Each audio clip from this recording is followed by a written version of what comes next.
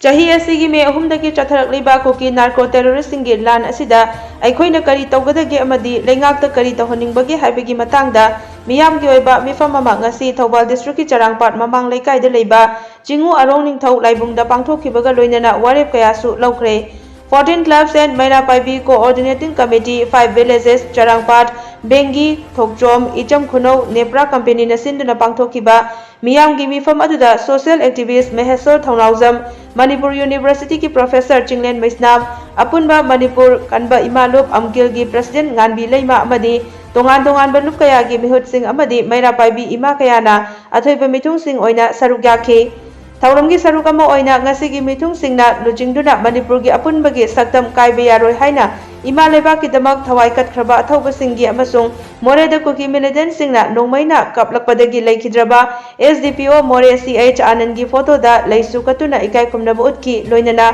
makhoi gi thawaina mapugi leikolda ingna chikna leirunaba minute ani tumina leptuna awabasu phongdokhi ngasigi mifam aduda Manipur amadi India government na matam pumnamaki oina kuki amasung maitei ani ki marakta soknariba lan asibu loishinaba taksinminaba relief camp amadi atai mafum kayada lanjena duna leiriba miyoising asibu athuba matamda masa gi mayumda hanjin hanaba Manipur government ta taksinminaba amasung Manipur da kangluk ki oiba natraga Manipur ki ngamkhai ngaknabagi ihausingda state ke CSO sing amadi miyam na horakpa ihau khongjang singda 14 clubs and Maira Paibi Coordinating Committee 5 villages na angamba thakta saruk yaminanaba haiba warep sing lauki